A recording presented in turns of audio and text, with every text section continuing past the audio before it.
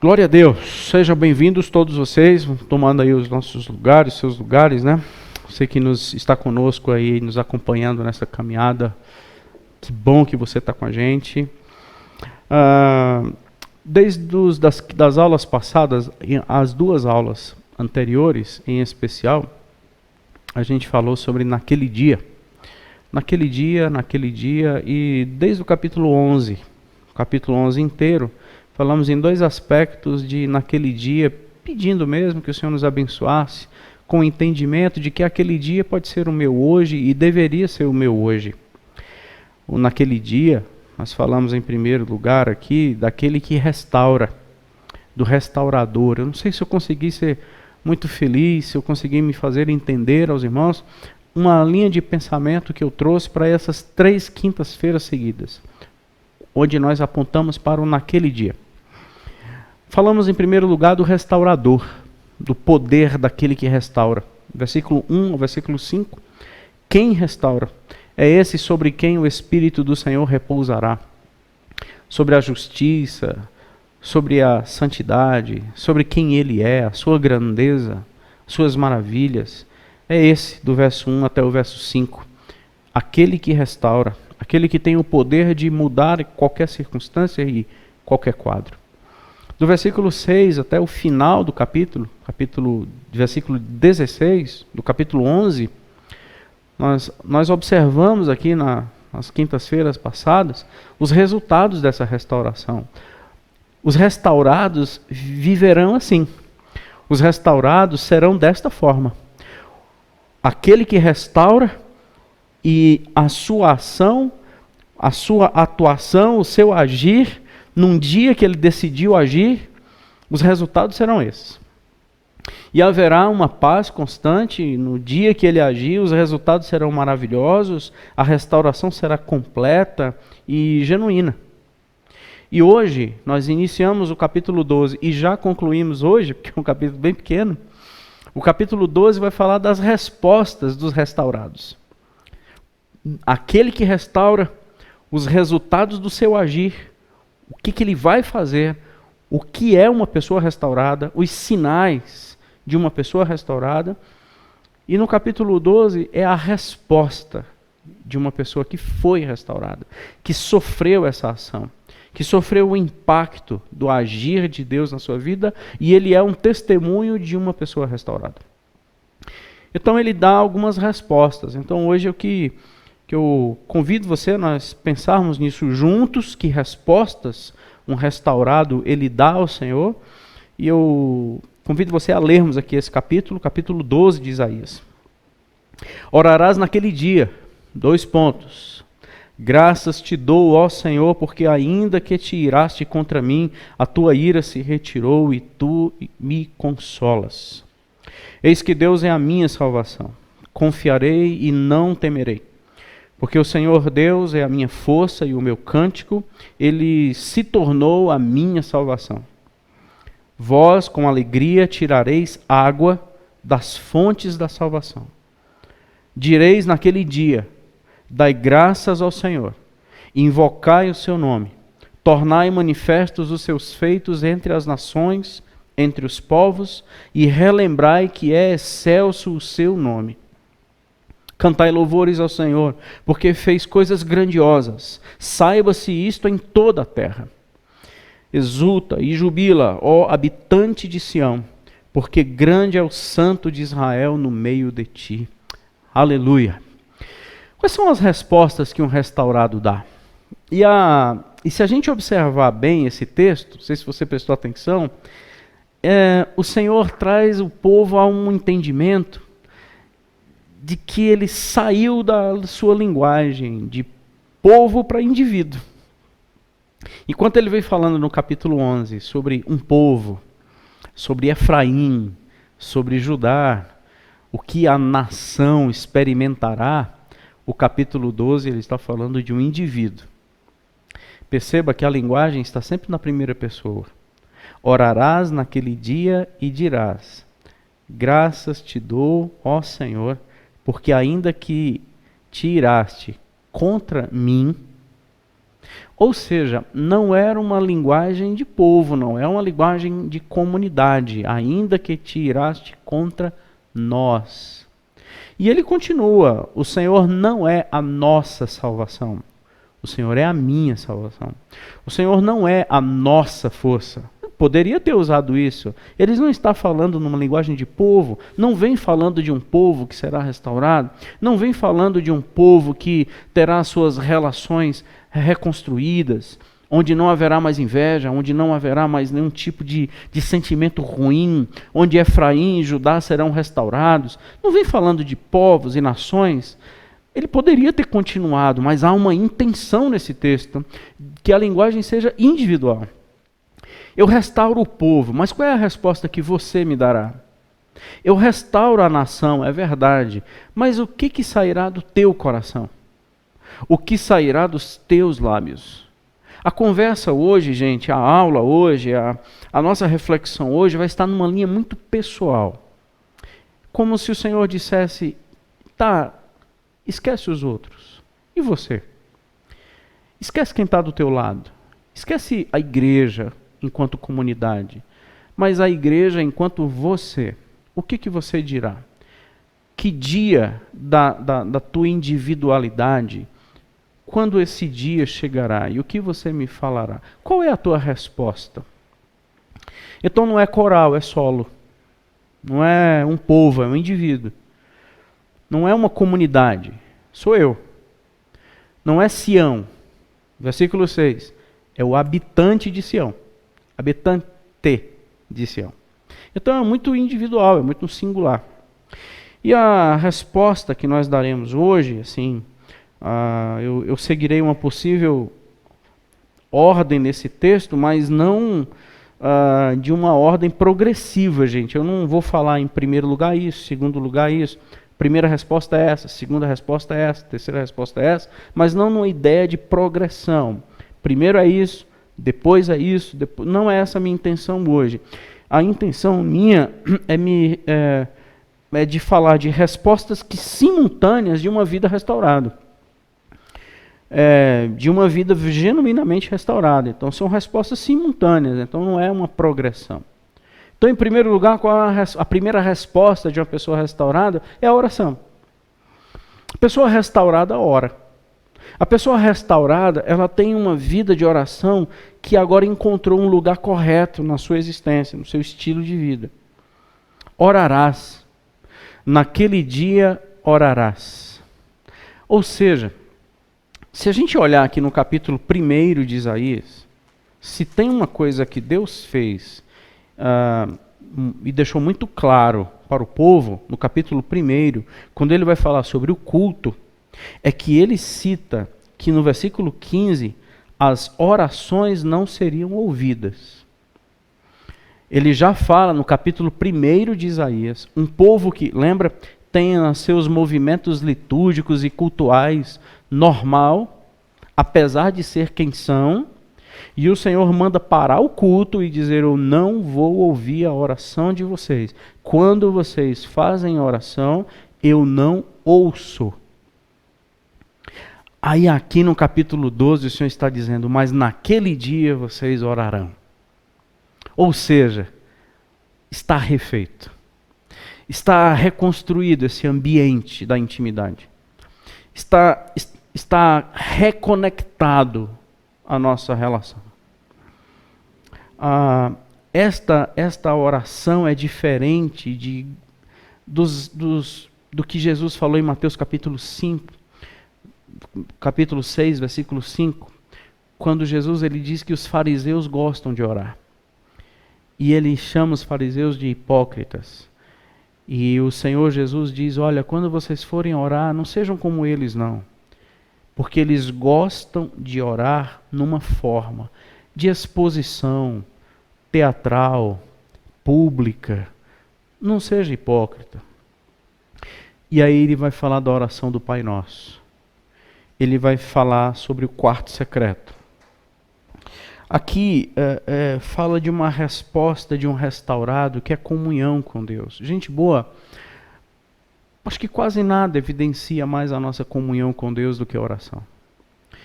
Perceba, quando nós estamos distantes da oração, nós temos a convicção de que a nossa comunhão com Deus ela está atrapalhada.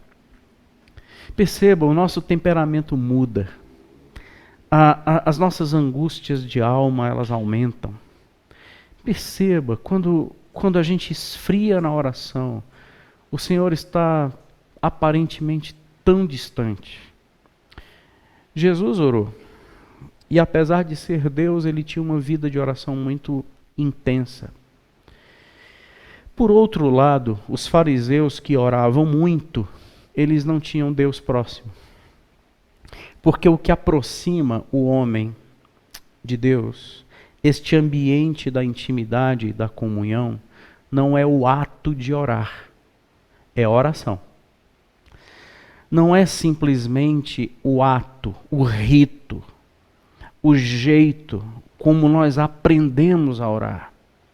Mas é uma consciência e uma certeza de que nós estamos num ambiente de um relacionamento.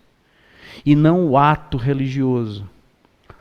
Estou conseguindo me fazer entender? No capítulo 1 de Isaías era o ato. Aqui ele está falando de um relacionamento. Então muitas pessoas que não oram percebem que Deus está distante. Mas muitas pessoas que oram não sentem Deus presente. Os que não oram sabem que Deus está longe. No íntimo, se confessasse, sabe que não há comunhão. Não há um Deus presente. Mas tem muita gente orando, e principalmente nessa pandemia, que o sentimento é que Deus não está nada perto. É porque, gente, oração é uma resposta de uma restauração. Oração é uma resposta de um restaurado. Oração é a comunhão restaurada. Oração é uma resposta do capítulo 11. Sem um entendimento de quem é o restaurador. E sem sofrer os impactos e os poderes transformadores. Oração é reza. Oração é rito. Oração cansa. Oração não faz sentido. Oração pesa. Para oração a gente não tem tempo. De oração a gente esquece. Porque oração para a gente não tem muito valor. É petição. E alguns estão confundindo oração com petição. Oração com intensidade de um pedir. E não de um ambiente de se relacionar. E assim a gente vai se perdendo. A resposta natural de uma pessoa restaurada é uma comunhão restaurada. Nós oramos. Extraordinário.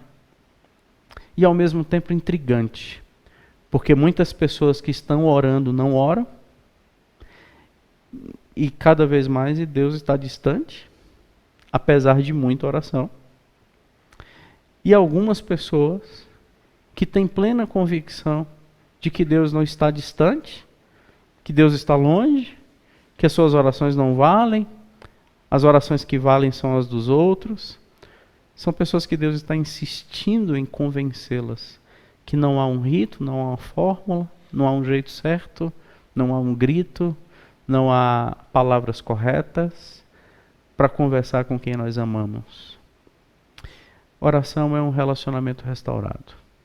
Muitas pessoas estão decepcionadas com oração, porque não acontece aquilo que eles pedem, como se a oração fosse um jeito de convencer o gênio a realizar os nossos desejos. Andou assistindo Aladim demais. Deus não é isso. Oração é uma resposta. E aqui, essa segunda resposta que eu dou na oração, eu fiz questão de dividir isso, é que é uma sentença só, e o Senhor está falando uma sentença só, mas eu queria dividir isso e a minha proposta hoje, a minha segunda resposta de um restaurado é muita gratidão.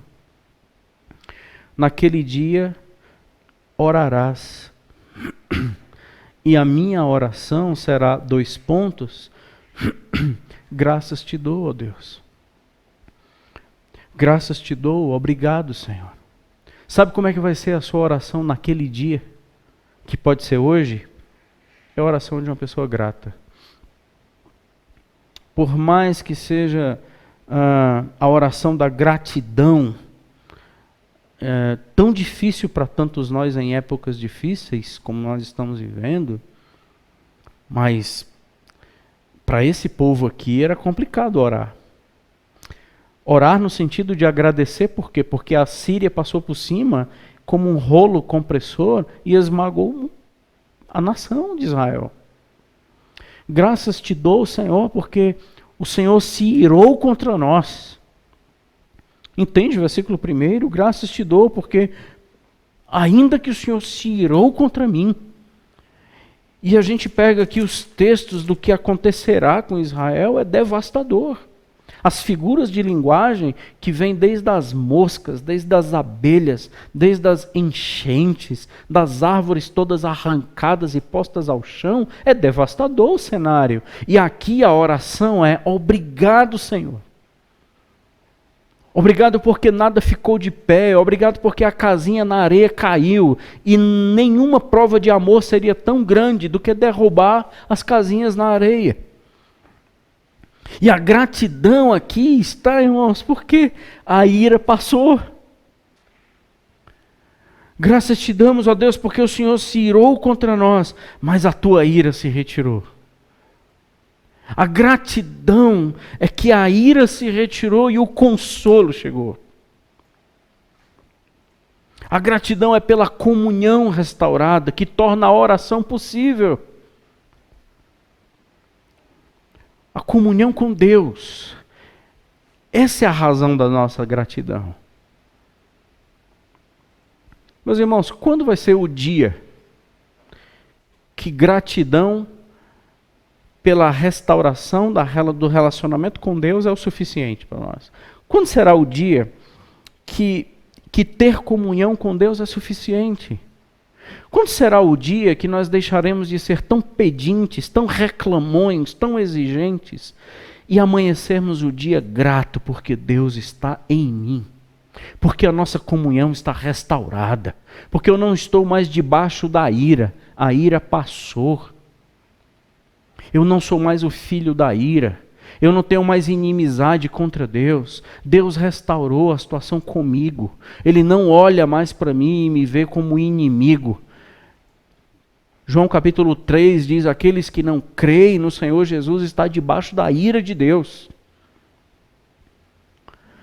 Nós saímos desse ambiente de ira, nós não temos mais inimizades contra Deus. Eu amanheço o dia com Deus a meu favor. Eu amanheço o dia no relacionamento com Deus restaurado. Eu posso orar e dizer: Deus, obrigado, porque a tua ira, por mais que tenha acontecido na minha vida, na minha história, na minha biografia, ela se retirou e entrou o Consolador, entrou o consolo. Qual o nome do Espírito?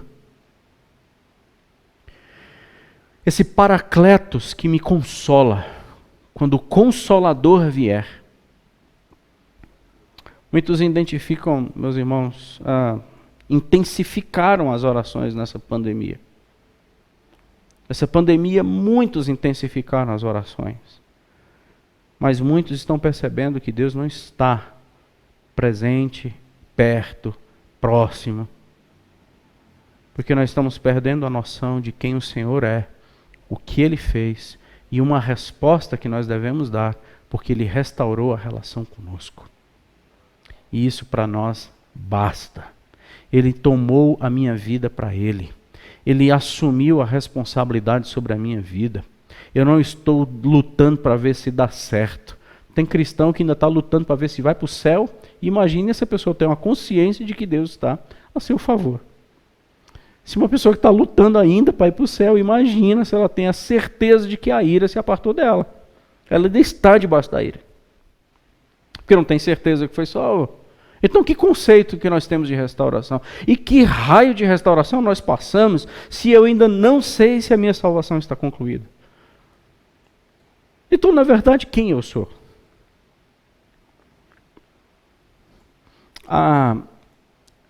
Dar respostas, aí eu acho impossível. Dar respostas de um restaurado sem ser um restaurado, eu acho impossível. Eu acho que não tem como. Não dá para simular. Porque isso aqui é estilo de vida. E a gente não tem como simular um estilo de vida. Nós temos como simular alguns comportamentos. Estilo de vida não. E oração não é comportamento, oração é estilo de vida. Tanto é que eu posso orar só em alguns ambientes. Mas orar sem cessar é estilo de vida. Incrível, né? Como a Bíblia fecha as questões e não permite que nós encontremos brechas para sermos uma farsa. Oração é estilo de vida. Oração não é um mecanismo religioso. Porque Ele restaurou a comunhão comigo. Graças te dou, Senhor. Então agora o mundo pode desabar. Eu posso morrer de qualquer coisa e de qualquer bala. Eu não tenho mais que me preocupar com preservação da minha vida, porque a minha vida a Ele pertence. Porque eu não me preocuparei mais em receber castigo, em ter mal olhado, em ser vítima de inveja, ou eu cometi um errinho aqui e Deus me castigou amanhã. Eu não sei como pode um cristão viver nesse pânico de um Deus que está contra ele. Orou errado, né, miserável? Orou errado, eu vou castigar você amanhã. Opa, não acreditou nisso, né? Não acreditou nisso, eu mato você amanhã. Eu não acredito assim, como um cristão ele pode ter uma vida de oração que o Senhor está contra ele. Eu acho isso absolutamente um contrassenso. É a oração sem noção. A oração sem noção de quem eu sou e quem Deus é. Por isso que o capítulo 11 começa dizendo quem Ele é. Depois ele diz quais os resultados do seu agir. E agora só são as respostas. Dar resposta sem saber quem Ele é e nem ter sofrido as suas ações é algo extremamente impossível. Terceira resposta. Para não ser uma oração sem noção, eu sei quem Deus é. Então, assim, a minha terceira resposta é de um entendimento de quem é Deus. A minha primeira resposta é a oração. A segunda resposta é gratidão, por causa da relação restaurada. E a minha terceira resposta é um entendimento de quem Deus é. Por mais que ainda estava com nomes, por mais que ainda estava na apresentação de quem Ele era, agora o Senhor está dizendo que chegará um dia que você não falará mais de quem Ele é, mas você falará de quem Ele é para você. Você não dirá mais o que Ele é capaz de fazer, você dirá o que Ele fez em você. E aqui segue, é um entendimento de quem Deus é. Gente boa, você não cansa de não conhecer Deus? Eu digo você, não você que você está me ouvindo, mas a forma de expressão, mas será se não conhecer Deus não cansa? Não é cansativo retornar para a igreja quem não conhece Deus? É, gente. Bíblia é cansativo para quem não conhece Deus. Oração é cansativo. Comunhão cansa. Comunhão não faz sentido. Irmão é indigesto. Servir é só para quem é vagabundo mesmo. Porque eu tenho muita coisa para fazer. Quem não conhece Deus, os movimentos em Deus e por Deus e para Deus, não fazem sentido, gente. Será se não cansa não conhecer Deus? Será se não cansa o teatro? E será se não cansa uma ideia assim de que eu sempre tenho que terceirizar para alguém conhecer por mim? Versículo 9 do capítulo 11, o capítulo anterior a esse, o Senhor falou que um dos resultados que aconteceria com a ação poderosa do restaurador era que o conhecimento do Senhor encheria a terra como as águas cobrem o mar. As pessoas saberiam quem Deus era. Vou falar devagar. Você sabe qual é o resultado de uma pessoa restaurada? Conhece o seu restaurador.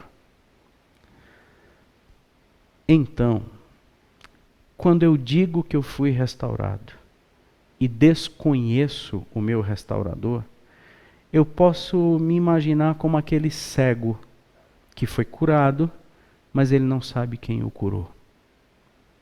Será se um dia o Senhor te visitou com um milagre? O Senhor te visitou com uma graça? E você entendeu que isso foi suficiente? Mas você não sabe quem Ele é? Será se você não está tão cansado por não conhecer Deus? Porque nós veremos em Isaías que os jovens cansam, se fadigam, tropeçam, caem, mas aqueles que esperam no Senhor renovam as suas forças. Eles voam como águia. E sabe quem espera pelo Senhor? Quem o conhece. E aqui, a partir do versículo 6, faz parte ainda da oração, porque a oração está dizendo: Senhor, graças eu te dou porque a tua ira passou e veio o consolo, mas agora eis que Deus é.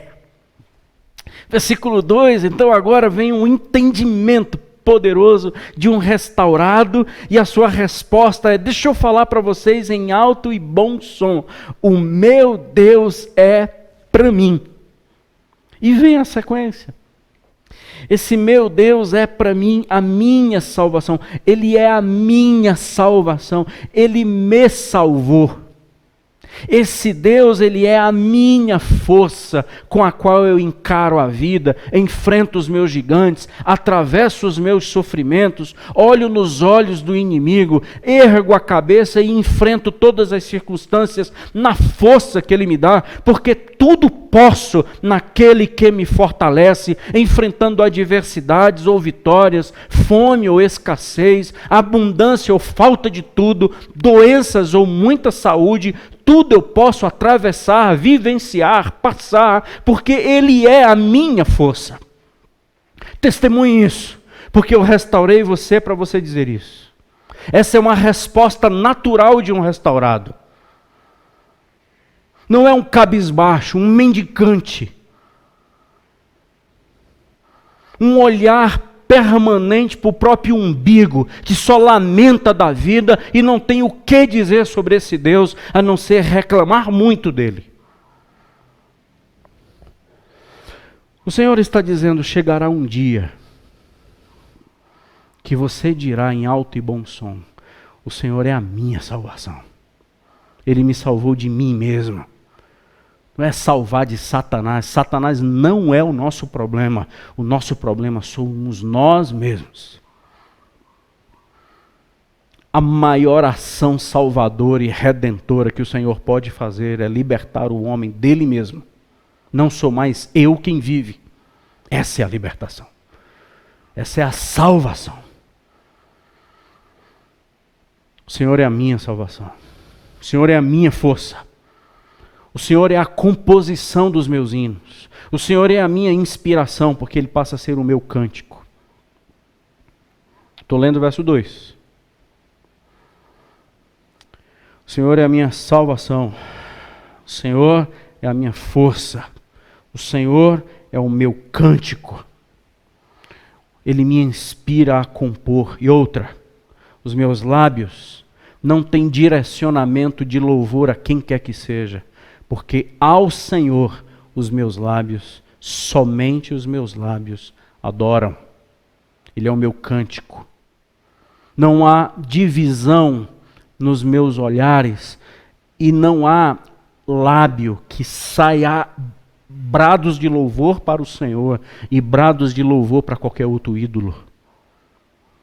Os meus lábios são exclusivos para a adoração ao meu Deus, entoando cânticos a Ele, porque só Ele é digno. Versículo 6. O Senhor é grande na minha vida. O Senhor é grande em mim. O Senhor é grande em mim. O Senhor, em meio à minha vida, o Senhor é grande. E eu penso nessa expressão como aquele que ocupa todos os lugares. A minha exultação de júbilo também no versículo 6, que é interligada com o cântico que sai dos meus lábios, eu posso dizer que o Senhor toma todos os espaços do meu coração, que o Senhor toma todos os espaços da minha vida, não cabe mais nada, não entra mais nada, porque de nada eu sinto falta, porque Ele é tão grande no seu amor e tão poderoso na sua presença, que se fosse um pastor, é aquele que cuida de mim de tal forma que eu não sinto falta de nada, porque eu posso dizer que Ele é o meu pastor e nada me faltará. Porque Ele é muito grande. Ele não é um Deus pequenininho, que está no meio das minhas bagunças, um Deus perdido nos meus sentimentos confusos, um Deus perdido nas minhas trapaças e falcatruas, um Deus perdido nas bagunças da minha alma e nas desorganizações espirituais e familiares e financeiras, e Deus está no meio disso aí. É um Deus muito pequeno. É o Deus chaveiro, que só existe para segurar as chaves das portas que você quer abrir. Salmista, desculpe, Deus está dizendo, haverá um dia que você perceberá o meu tamanho na tua vida. Talvez para muitos e para a maioria, isso ainda não foi percebido. É um Deus muito pequenininho.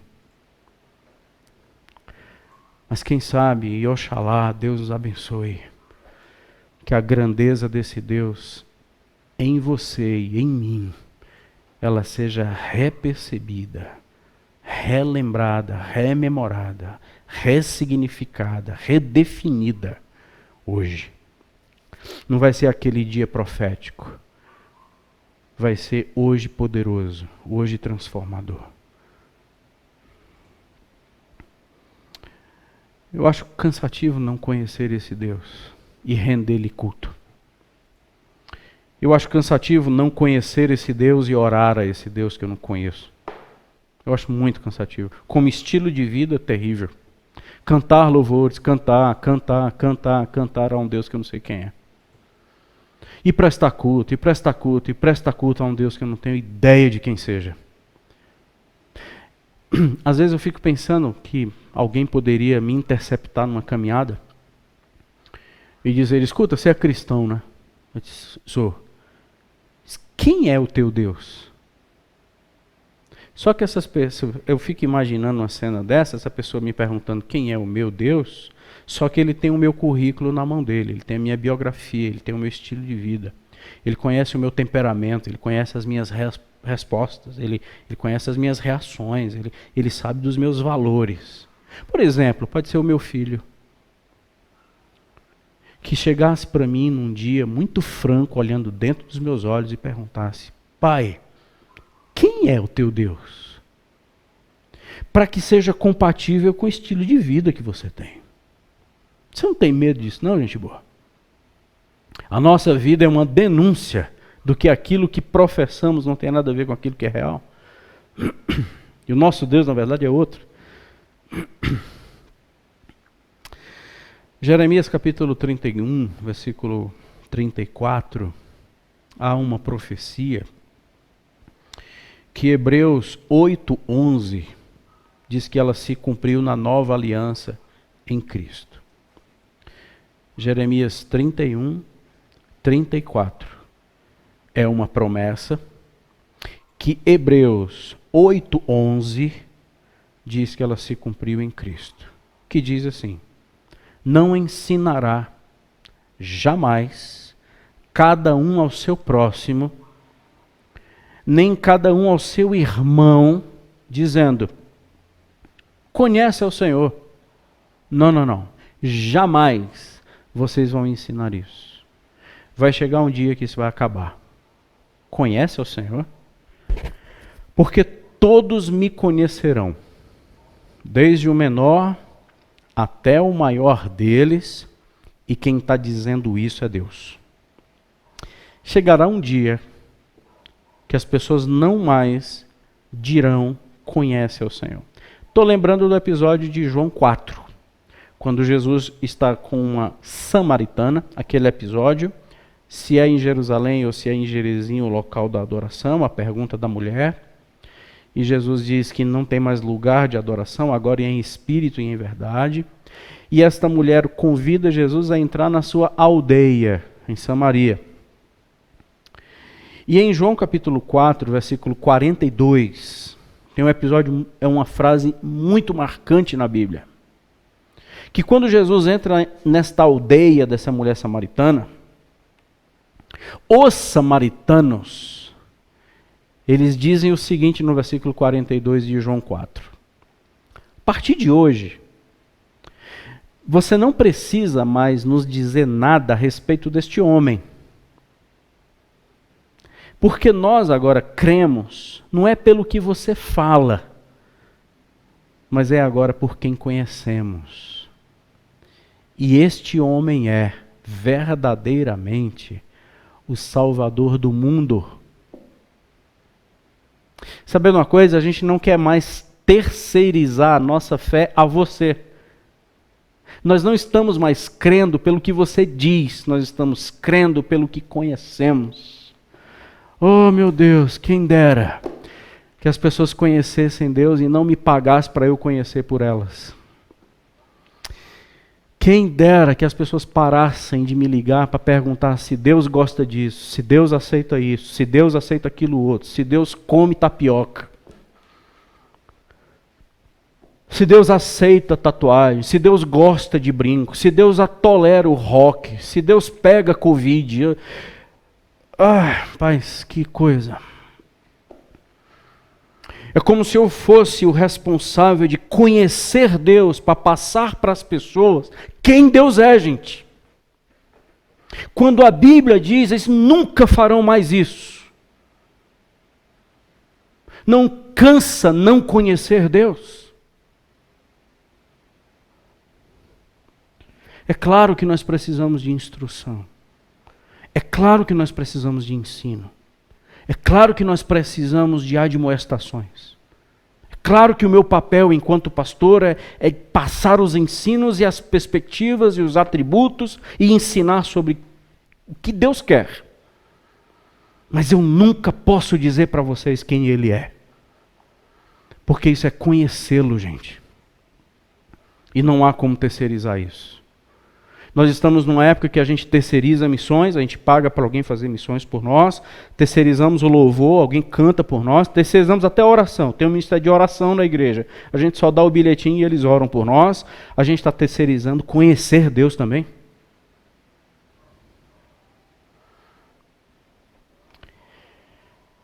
E quando não correspondemos às expectativas dessas pessoas, procuram outra igreja porque lá conhecem Deus com mais intimidade. Mas vergonha na cara não quer ter não. Eu tenho uma grande preocupação com o momento que estamos vivendo, mas eu fico muito mais feliz com as revelações que estamos tendo. Quem é o seu Deus? Qual é a resposta de um restaurado? Você é restaurado? Qual é a resposta que você dá? Quem é Deus? Fala quem é Deus. Ou vai ligar para o pastor perguntando quem é Deus? Você não sabe quem te restaurou? Então, às vezes, muitos, né? Nós é força de expressão, você é força de expressão. Mas qualquer semelhança com a sua vida não é mera coincidência, nem com a minha. Mas, na verdade, nós temos que urgentemente sofrermos uma transformação. E nada mais poderoso do que as Escrituras para fazer isso. Meus irmãos, em nome de Jesus, saia da religião. Em nome de Jesus, saia do culto de Isaías capítulo 1 e venha conhecer Deus. Nós aqui, da Cristã Evangélica Nova Vida, não faremos você conhecer a Deus, a gente só aponta o caminho. Conhecer é no seu quarto, no relacionamento com Ele. E pode ser que algumas pessoas atravessaram essa pandemia toda e ainda nem oraram.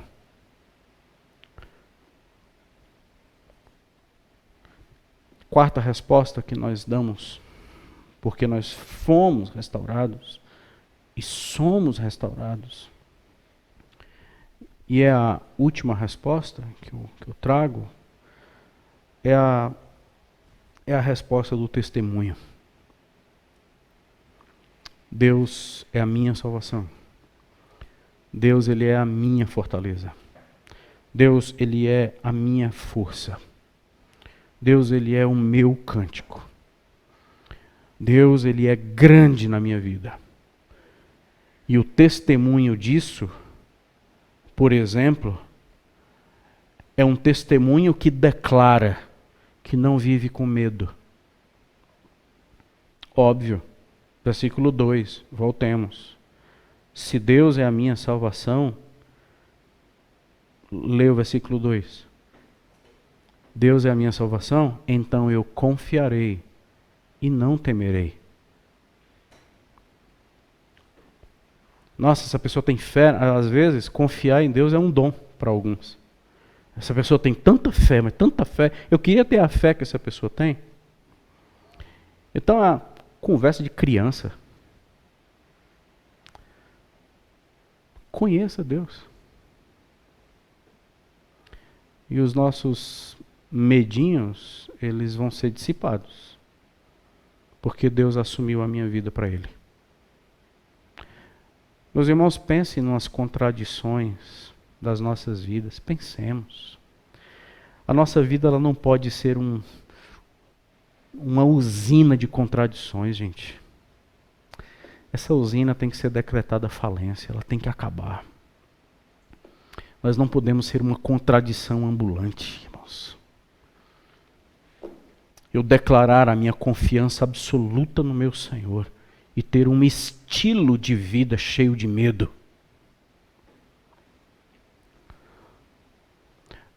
Há um testemunho como uma resposta de uma pessoa sempre bem resolvida espiritualmente. Versículo 3. Vocês com alegria, vocês tiraram água das fontes da salvação. Que cena é essa? Vocês sabem onde fica a fonte da salvação. Vocês vão lá tirar água. Vocês são um povo alegre. Porque vocês conseguem retirar a água das fontes da salvação. Jesus ampliou isso de forma mais incrível quando ele disse: a fonte de salvação está dentro de vocês. Porque se crerdes em mim, como diz as Escrituras, do seu interior fluirão rios de água viva. Então nós não somos um carente, né, como eu gosto de falar. Eu não sou um mendigo com um copinho de água atrás das bênçãos ou da gota do suor do ungido. Eu já sou a fonte de água. Alguém está com sede? Venha a mim e beba. Isso não é presunção, isso é uma identidade de quem conhece a Deus. Crente que sabe o que dizer, o que falar, a resposta que dar, como já falamos também algumas vezes, é o cristão que está no seu guichê atendendo os sedentos e não na fila dos mendigos. Um crente que não para de ser demanda e passa a ser resposta. Porque agora ele tem a condição de andar abastecido com água. E na sua vida não tem áreas áridas, secas. Completamente contraditório com aquela árvore plantada junto a ribeiros de água, que mesmo em tempos de pandemia não seca. E observamos cristãos secando, minguando, se tornando palha. Escuta, que restauração você teve? Balançados na fé, sacudidos pela fé, muito friinhos na fé, completamente vulneráveis a desvios e às garras de Satanás. Mas que raio de transformação teve? Eu vou sair da igreja. Então você nunca foi igreja, porque a gente não sai da igreja, a gente deixa de ser. Ou vai só mudar de endereço? e nunca se submeteram a um processo transformador extraordinário pelo poderoso transformador. Por isso que esse povo transformado, a resposta, outra resposta que ele dá é de uma proclamação. Esse povo tem voz. Caminhando para o encerramento, é um povo que tem o que dizer, gente. Veja o que esse povo vai falar. Direis, versículo 4. Direis naquele dia. Opa, então é um povo que tem o que dizer. É um povo que tem voz. É um povo que fala. É um povo que proclama. É um povo que se apresenta. É um povo que vai no meio do povo e tem o que falar. E sabe o que eles vão dizer? Gente, busque a Deus. O que eles vão falar? Agradeçam a Deus. Ele já é a gratidão em pessoa. Ele não vai dizer coisas que era eles fazerem, eles vão ser um testemunho do que deve ser feito. Pessoal, agradeça a Deus. Gente, invoque o nome do Senhor. Olha o que um restaurado tem para dizer. Invoque a Deus. Não assume responsabilidade que não é dele. Não leva gente preguiçosa no seu lombo. Agradeça a Deus e invoque o Senhor na sua vida. Pare de se esconder pelos cantos, ou em pessoas, ou em desculpas, e culpando todo mundo. Invoque o Senhor. Hoje é o dia de transformação. Naquele dia vocês orarão, e quem sabe hoje nós podemos ter transformações através de uma oração até que enfim genuína. Testemunhe, diga o que Ele fez por vocês, ou você só tem uma vida para reclamar.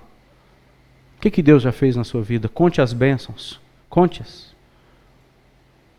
Agradeça a Deus por você estar velho.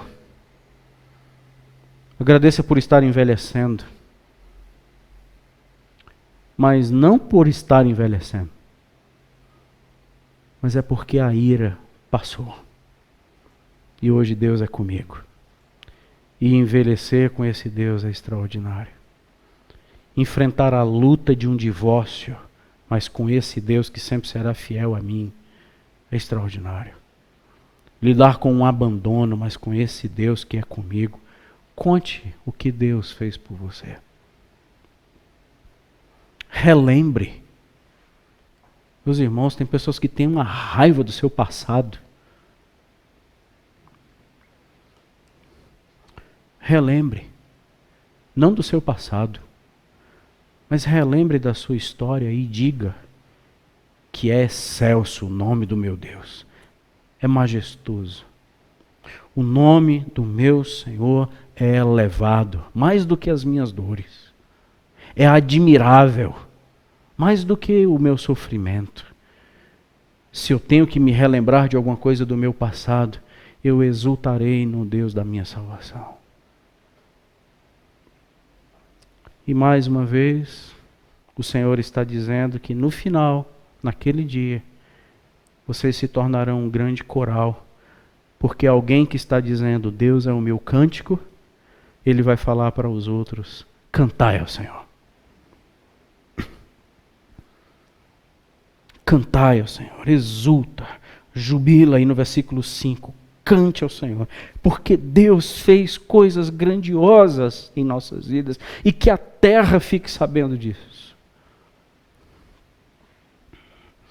Que a terra saiba que Deus fez coisas grandiosas em nós. Gente, se isso só faz sentido quando a realidade da restauração é algo que nós podemos dizer, Deus me restaurou. Estas respostas são naturais. Não há uma fórmula para aprender, não há uma anotação que agora você vai seguir esses passos. Mas quem sabe as suas anotações hoje, se você está fazendo, elas são compatíveis com aquilo que você faz diariamente. E não o manual do que você tem que fazer. Entendeu? Então Deus não está esperando a nossa oração de... Deus está esperando nos restaurar. E o restaurado responde com esta oração, com esta comunhão. O restaurado responde ao Senhor com o entendimento de quem é o Senhor. E o restaurado responde ao Senhor com o seu próprio testemunho, a ponto de declarar que não teme, a ponto de testemunhar a sua alegria retirando água, e a ponto de dizer para os outros o que é que os outros têm que fazer, porque Ele é assim. Glória a Deus, gente. Glória a Deus. Quero que minha oração é que esse livro transforme a gente. Eu espero mesmo que essas compreensões espirituais, elas sejam dinamites assim nas nossas vidas. E principalmente, eu oro para que aquele dia, meus irmãos, em nome de Jesus, chega, que seja hoje. Não tenha vergonha não. Aceite aquilo que Deus quer para a sua vida. O maior impedimento é o nosso orgulho, da gente dizer eu estou errando até hoje. Até hoje eu não tenho permitido ser um restaurado. Acredite, ainda o dia hoje não acabou, então pode ser hoje. E fique marcado na história. Lembra naquele dia de setembro? Naquele dia de setembro, a tua vida mudou. Minha oração é que seja assim. Então a gente encerra esses 3 blocos, essas 3 aulas que formam um bloco naquele dia do restaurador, dos resultados da restauração e da resposta do restaurado. Que essa seja a nossa resposta, a minha e a sua. Boa noite, bom descanso. Até domingo, no nome de Jesus. Tchau.